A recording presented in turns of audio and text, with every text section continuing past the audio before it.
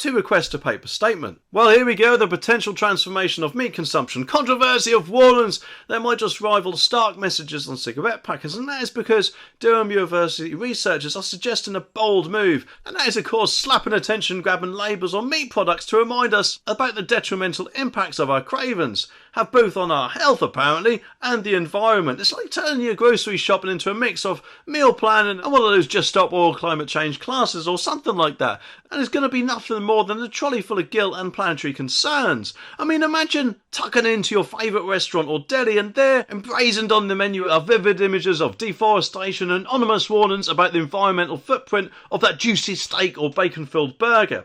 It's like adding a dose of guilt to your meal, isn't it? I mean, talk about the ongoing saga of climate change responsibility. Well, just who the actual bloody hell do the people suggesting this think they are? If people want to eat meat sandwiches, then they should be free to do so without some sort of warning slapped in their face. I could have understood on cigarette packets and things like that because that is really seriously detrimental to your health and could give you cancer and things like that, but not purely from eating meat. So whilst they say it may be unhealthy, it is no way near as unhealthy as a cigarette. So for that even to have a warning on it is completely laughable in my opinion. And who knows what they want to slap a warning on next? Bread maybe, containing wheat and therefore taking up the precious land. It's just absolutely bonkers, and the sooner this madness stops, the better. So health I could have understood, but I don't want the climate warning label slapped in my face trying to make me guilty just because all I want to do is eat a sandwich. Because let's face it, whether they think it will or not, the planet I'm sure will still be here when we're all long gone. And Jack Hughes, the psychology PhD student spearheading this study, is on a mission apparently to take warning levels as ambiguous as the snacks on your grocery store shelves.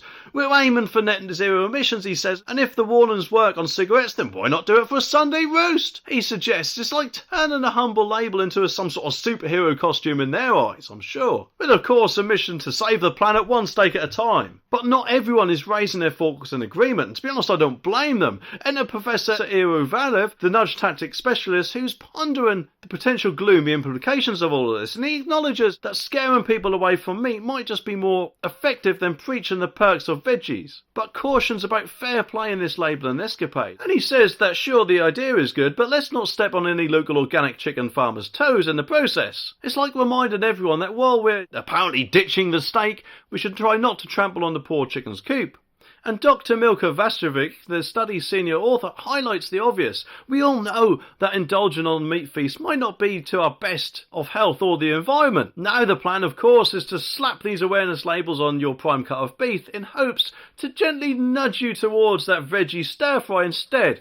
It's like transforming every shopping aisle into a battleground of choices, where every product label feels like a mini decision of ongoing saga of climate change responsibility, which no doubt, of course, Just Stop Oil and eco-idiots like them would no doubt love. So picture this, your meal isn't just a meal anymore, it's a statement, a moral, environmental stance. You stand there, sandwich in hand, pondering your ethical implications of your lunch choice. Is a ham and cheese sandwich worth the guilt trip it's packaged with? I mean, who would have thought choosing a meal could become such an existential crisis? But anyway, the article says that reacting to the research behavioural expert Professor Ivo Valev, who is a specialist in nudge tactics, said highlighting the negative consequences of consuming meat could be more effective than promoting the benefits of alternative choices, but there needs to be fairness in the messaging, the University of Warwick professor argued.